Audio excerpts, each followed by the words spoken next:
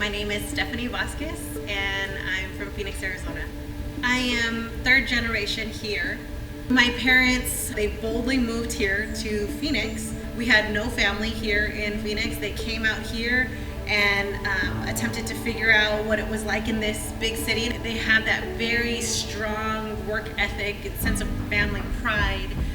I never once thought that I would start a business. I was leaving the country for the first time actually, and went to Costa Rica, and I go on this coffee plantation, and there was just beautiful rows, and I had no idea that coffee was a plant.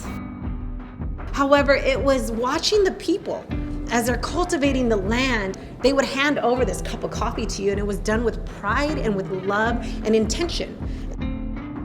Like the teacher that I was, I just kind of went into research mode. Fast forward 14 years later, here we are sitting in my coffee shop that I never once in my life had any aspirations to begin.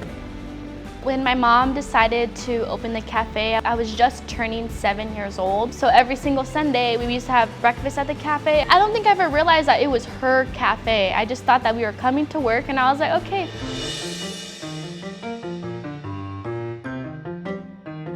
It's definitely apparent to me how hard my mom works to get to where the cafe is at today. It's been spaces of healing, it's been spaces of celebration. So when we say the business is thriving, I know the business part of a lot of people's mind goes to money. This is a thriving business for the impact that it's created here in the fourth largest city. Yes, I understand the odds are still against me. I look around in my neighborhood right now, in my business neighborhood, and there's not a whole lot of business owners that look like me. I know that. I know when I step into business meetings and into boardrooms that a lot of the people don't look like me.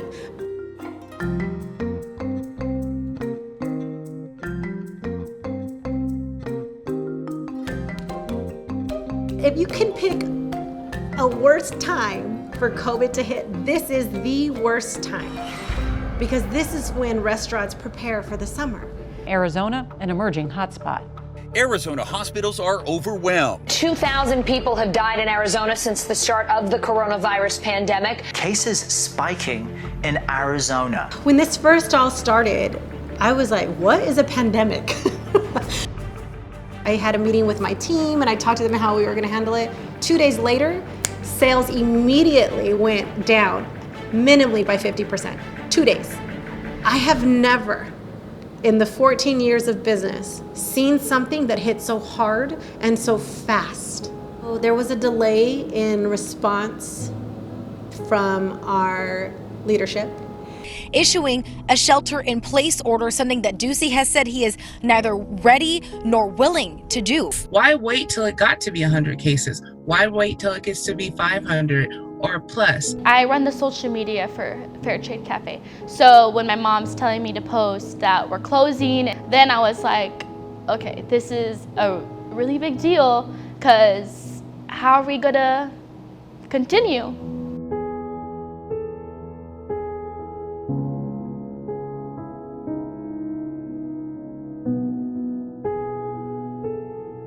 And I feel personally responsible for my team and their families. So for me, I have to be able to look at myself in the mirror. At the end of the day, like this, yes, it's a business. However, people before profits, 100% all the time. The Senate passing a $2 trillion stimulus bill. The CARES Act. That bill includes $350 billion in aid to small business. I'm not sure if people know that most small businesses don't have, it's less than 50% of small businesses have 3 months of monies set for them to lean back on. $350 billion payment protection program quickly ran out of money. But after the program dried up, it handed out millions to corporations and left small businesses without a dime.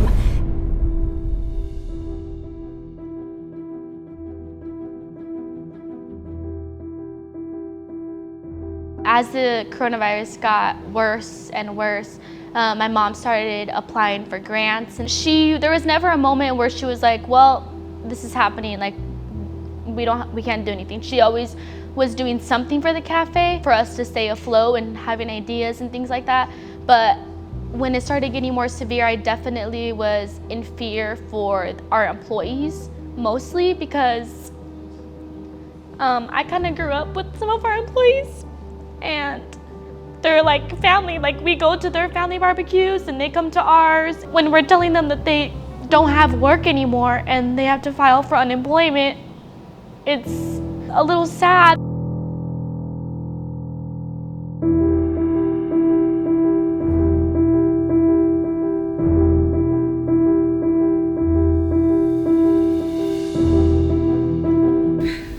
Letting go of the team, laying them off, was a horrible feeling. How are they going to pay rent?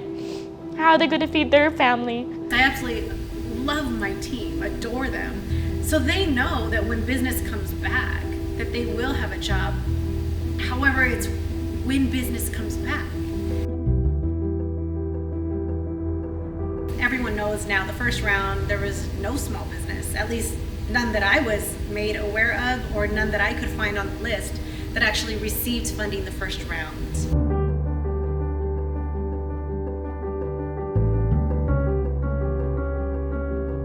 A gentleman asked me, he said, "Stephanie, did you get the PPP loan?" And I looked at him and I said, "No, I did not." Because it was almost like a joke, like we already knew that small business really wasn't going to get it. The $350 billion stimulus money that was meant to save small businesses in response to the pandemic is not necessarily going to small businesses that need it. Lots of investment banks, there are private jet management companies that got PPP loans. There really isn't a lot of restriction on the eligibility. A lot of the wealthy and well-connected were the first ones to get loans. While they were getting loans, some small businesses went out of business entirely.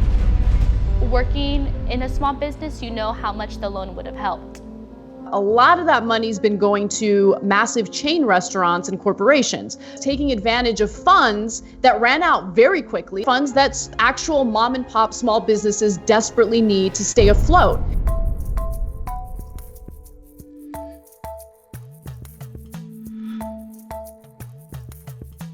I did get the PPP loan in the second round. And for a lot of small businesses, you're gonna hear the same story, is that it wasn't enough to sustain a whole lot. I've utilized those resources 100% for payroll. I brought back a total of 4 people. However, that money is gone, and it's been gone, and it was solely used for payroll. And I do sit here thinking, you know, I would bleed less if I shut down. My mom is amazing. She never made me feel like that the cafe is like gone. I know that Fair Trade Cafe will survive the pandemic. Now, what I don't know is how or what it's gonna look like or how it will be.